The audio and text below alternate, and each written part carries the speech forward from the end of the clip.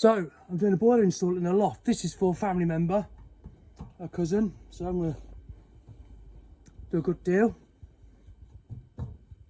So even though the boiler's in the loft, no one's going to see it, but I still want it to look professional. You know, I still want another installer to come in this loft space, look at my work and go, wow, who's done this?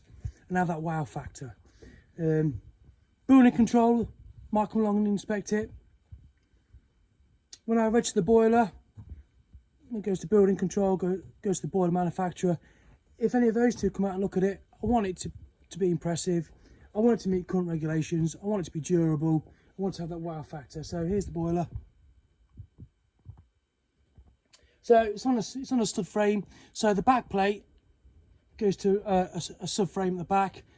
You got the 2x2, 3x2 struts at the back as well. So it's nice and secure. So it's not just on this wood platform.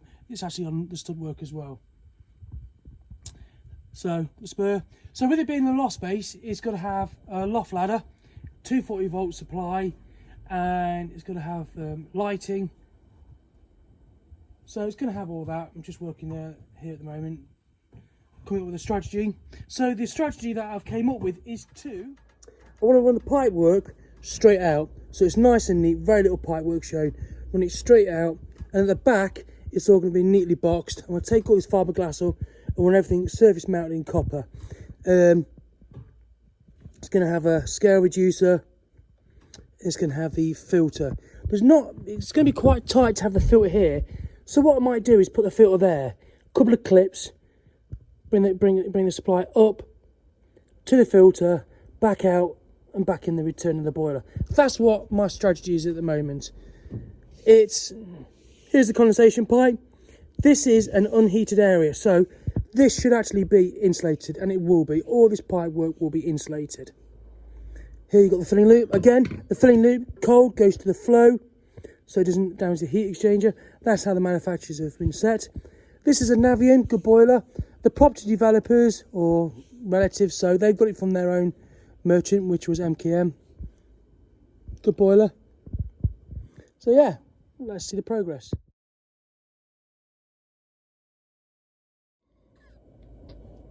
So I've got loads of clips now. I've got blue clips, red clips, black clips, Munson clips, schoolboard clips, nail clips, standoff clips, wrap over clips. I'm going to get some eco clips as well. I think they're quite good. Yellow clips. Now I've got these standoff brackets, so they're already done specifically for these clips. So I'm going to use these now. So when I come to insulate it, the insulation can go right behind it as well.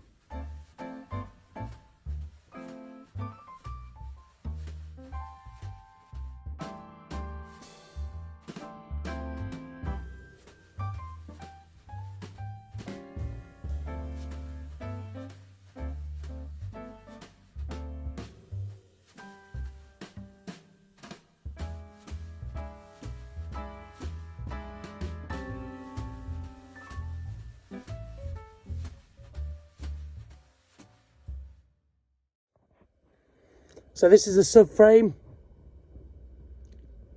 where the actual bracket goes into a cross member, so it's nice and secure. You've got that for the weight. So the pipes here are going to come straight out, nice, easy to insulate. They come down on some cross beams here, so they're all going to be nice and clipped, prevent any pipe banging, water hammer. I've done this, I suppose you could say, making this more complicated or more challenging, but this is the return. So the return is going to come into the frame here, going to go to a filter, and then into the boiler. You know, I just think the filter should be accessible, nice and neat, accessible. Because at the end of the day, it's a serviceable item and it needs to be inspected every year. So there's the gas. Come along into here. I want to do a couple of off 90-degree bends here, so there's no resistance in the working pressure. So I've done the first bend. Whenever I bend, I always bend back to bend. So here is the pipe work ready, the previous bend. That's the markings there, back a bend. So, piece of pipe in there, that's where it'll end up. So I need to move it across about 1 centimetre, and I can bend it across. So back tomorrow to do some soldering.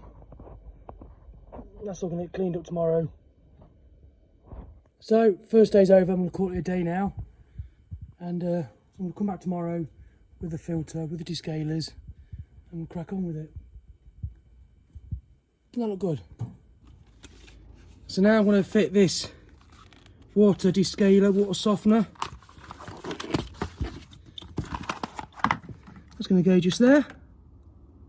Ba-ba-ba-bum. So combis are really quite tight underneath, so best thing I've ever done, buying fixed head spanners.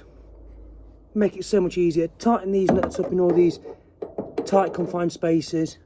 It's such a breeze. They've all got jointing compound on as well. So I'm back again. So today I'm going to be doing the main runs and drops in SpeedFit. I did give the customer or my cousin the opportunity to do the whole lot in copper, but she has decided to do it in SpeedFit for just speed. So that's their choice, it's their discrepancy. I've offered my professional opinion. So today we're doing SpeedFit all across and clipped onto the runs down. I will be, when I do SpeedFit, I always like to clip it, but I don't like any of the fittings or the components to be under strain, because I always think if you've got plastic fittings, they get old, they become brittle, they become under heated conditions. You don't want them vulnerable to breaking or snapping. So it's going to be clip regular, no strain under the fittings. Yeah, the boiler, that's all copper. I'm going to show you some of that now. But yeah, enjoy, another day ahead, and this is where I'm going to be working today.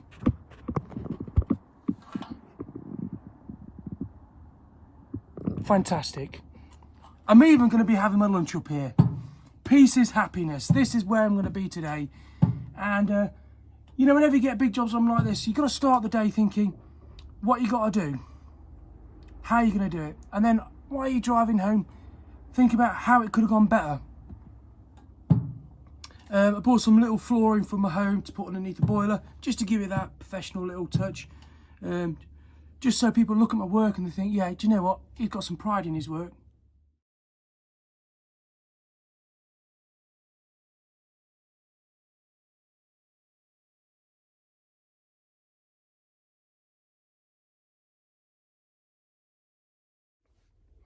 Hi guys, so I'm in a loft now. I've got to tell you this. I can't wait. I'm in a loft space, and this really excites me whenever I think about it. So when they make these SpeedFit fittings, here's a SpeedFit fitting look. Believe it or not, they make millions of these a year. They make millions of these SpeedFit fittings a year, okay? And when they're making them, they go along a conveyor belt like this. And a machine, for quality purposes, takes a photograph of it from both sides, the front, the rear, atop and below. It takes a photograph of it. And what it does is, it gets stamped with invisible ink.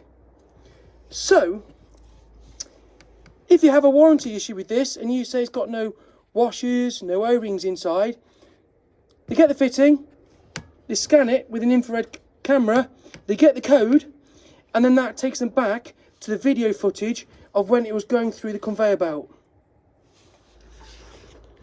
So another tip, when you're using SpeedFit and you're pushing onto copper, always clean the copper first. And one of the reasons why, if you look at copper closely, you can see just there, it's got engravings on. It's got the British standards on it, well, the EN number on it. If you don't file or clean that copper, it could leak when you put a SpeedFit fitting on it. So always make sure you clean the copper first.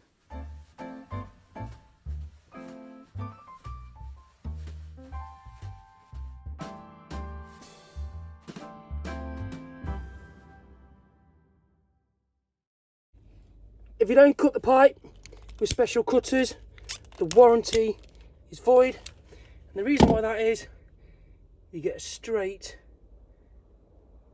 neat cut.